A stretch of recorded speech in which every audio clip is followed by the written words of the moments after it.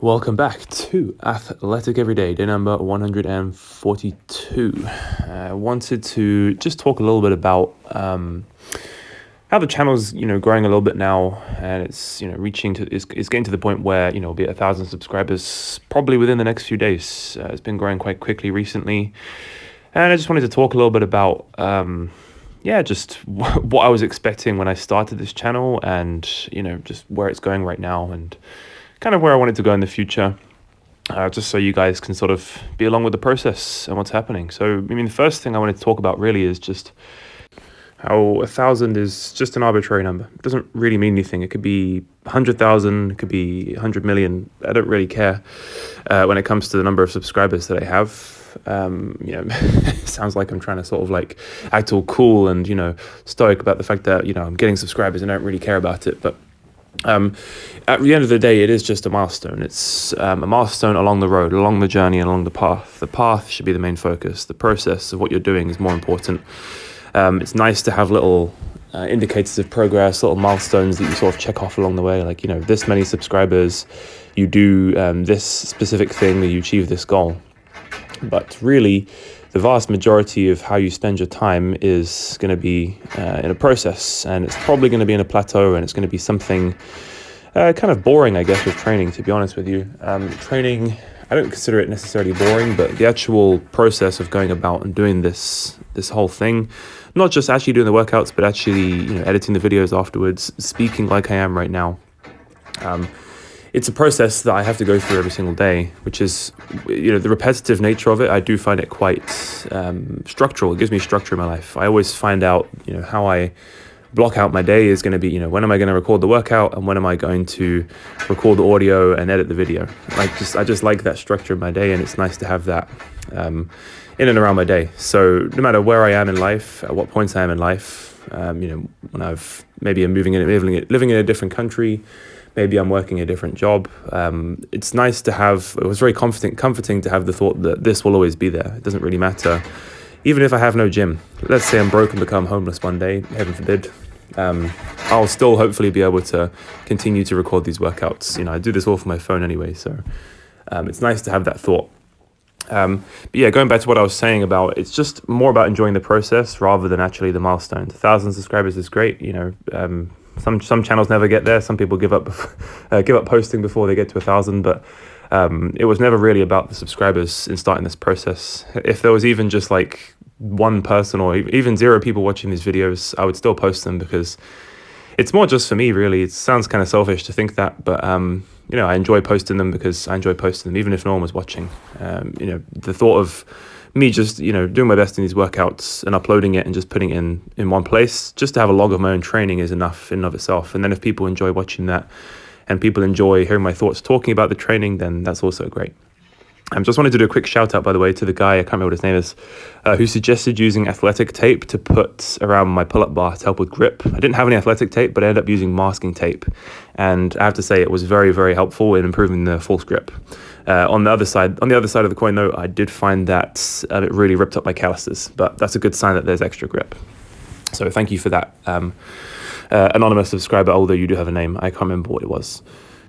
So yeah, if you go back and watch my first ever video, it was more just a case of, heck, I do these workouts every day anyway, so I may as well just start uploading content of it and then see if that can add value to, people's lives or to people's training, to help people, maybe even inspire them.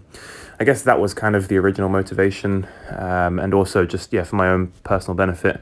If it was inspiring other people, but I didn't enjoy doing it, then, why the hell would I bother doing it? But the fact that I enjoy it and it has the potential to inspire people, and YouTube is an enormous platform, and, it gives me the potential to reach many more people and hopefully inspire them to, live a more athletic life. I keep saying this. What does an athletic life mean? It means, doing all the things that I'm doing, being able to do the things that I do, and to just to live in a way in which you're able to do cool things with your body. You're not too focused on the main paradigm when it comes to physical training, which is bodybuilding in the fitness industry, unfortunately. You'd be more focused on performance and performing in a certain way, being able to do fantastic and elegant and strong and powerful movements with your body, and also then looking good in the process as a byproduct of that, not the main focus of your training. Now, with regards to where I want the channel to go in the future and what I want to do with the channel, long-term vision, I would love to be able to travel and do this, be able to, go to different places, different countries, and, just continue to train in different circumstances, different situations, go and meet interesting people of like-mindedness, people who are interested in athletic training, people who are interested in vertical jump, basketball, calisthenics, people who are interested in weightlifting, people who are interested in sprinting, all of these different modalities. I would love to be able to travel and then just continue to post content while I do that and just connecting with other professionals. I think that would also be a big thing that I would love to do. Obviously, making this the thing that I do full time. I don't want to, continue to be a personal trainer for the rest of my life. It is a fun job and it's more or less in line with the industry. I'm more or less in line with what I want to be doing right now, but I think long-term, working with athletes and professional athletes and being around professional athletes and just becoming a very athletic person myself is the sort of direction that I want to be going in, not only with the channel, just with my life in general. I think those are sort of the primary things I want to work on. And with regards to, how big the channel grows, obviously, being able to reach more people will help me to achieve those things. And another really sort of far off thing that I've always been thinking about is actually creating my own sport. I talked about this in a previous video a while back, but actually being able to have a sport that tests who is the most athletic person on the earth.